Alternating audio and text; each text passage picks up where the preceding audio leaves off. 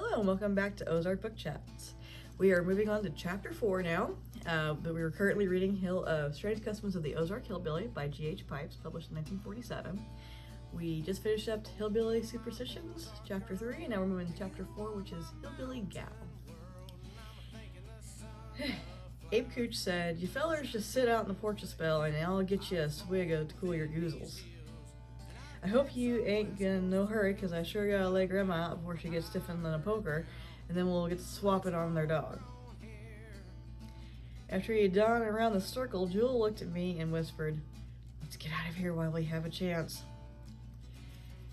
I grinned at the frightened expressions on his face and said, "I thought you wanted to see a hillbilly. If you only knew it, we're in the best of luck. We couldn't have come at a better time. With Grandma dead, it will give us a real chance to talk to the whole family. You folks always stay up all night with their dad. We'll stay up with them. There'll be plenty of tales told, from the plain superstitions to ghost stories of the hills. If we're careful, we'll learn all you want to know. We'll get right in the thick of this, help them lay out Grandma, act as though we're one of them, and you'll get an experience no outsider ever chanced upon. You'll get so much dope on the hillbilly you can cram it into one book. You can't cram it into one book. Quit looking so scared and settle down."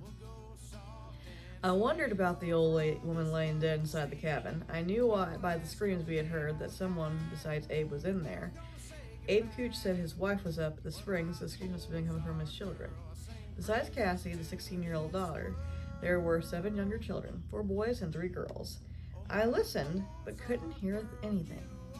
I looked at the door and jumped in surprise, for there was a row of heads peeping out with wide, curious eyes staring at Jewel and me. Like mice spied by a cat, the hats jerked out of sight and I heard little frightened cries. Jewel looked around quickly. The heads peeped out again, 16 eyes studying us.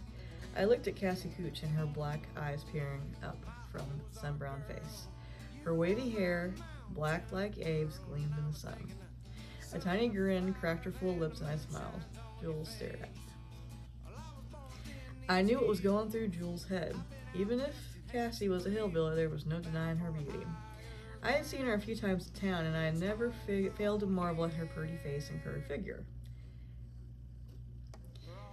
I had often thought what she would be the best looking. Oh, crap! I can't read today. I'm so sorry. I had often thought she would be the best-looking girl in the country if she had half a chance. I had seen her once in a simple print dress instead of a flower stack affair that she usually wore, and she had been almost beautiful. Cassie's eyes went to Jewel. She made me think of a young doe, wide-eyed and ready to flee. Jewel smiled at her and said, "Hello. I'm sorry about your grandmother. We came up to trade a dog to your father." Cassie was about to say something when Abe returned with a stone jug. He handed it to me and said, "Take a swig of that panther juice, and then I gotta lay Grandma out and make her a coffin.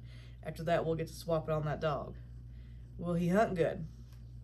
"The fellow Jewel brought him from said he was a real good coon dog," I said, passing the jug to Jewel. He raised it to his lips and let the liquid gurgle softly down his throat. "How old is he?" Abe asked. "Coming 2, I think," I took the jug from Jewel. "What you wantin' to trade her for, if and for she's such a good un?" "He's such a good un." "He belongs to Jewel," I explained. "Jewel's going back to the city and can't take him." "I thought you'd like to have him. I told Jewel he's a right pert looking dog," Abe cut in, "but I ain't got much for a city feller would want to swap him for."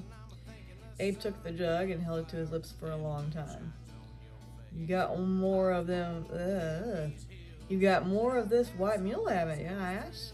"Well, yeah," I said, wiping a tattered shirt sleeve across his mouth. "But I gotta tend to Grandma before I can do any swapping. I kinda like that dog." I got out from the porch and said, "Yes, we'll swap later. Jewel and I are gonna stay and help with Grandma. Jewel's right handy with dead folks. His uncle was an undertaker." "Huh?" Jewel wheezed. "Yes, won't an undertaker come out from town?" "Hill folks don't need undertakers," I answered. "They know more about burying their dead than an undertaker. That right, Abe?" "Yeah," he nodded. "I ain't paying out no good money to them silly fellers just so I can put Grandma away just as good as anybody. Now, if you fellers want to help..." "Sure, come on, Joel," I said. Jill got up from the porch. He stared at Cassie. She was standing by the door, Other kids crowded behind her. Jewel's eyes started at her bare feet and went up her body to her face. Even the baggy blue dress couldn't hide all of her curves. Jewel's eye glinted in the sun. I said, "Remember what I told you about Wumpus cats, Jewel?" He looked at me and grinned. "I may swap the hound for one," he said, and then looking at Cassie, "I may even decide to move out here in the hills. I know riders who are living in a lot worse places."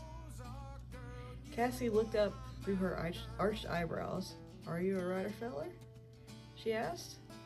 "Well, if I'm not, I hope to someday be one," Jewel answered. "I read love stories," she volunteered. "Do you write love stories?" Jewel considered the question seriously. "Well, I haven't, but I may. I may even put you in my story, Cassie." Her face lit. She beamed. "Would you honest? I would like that, Jewel."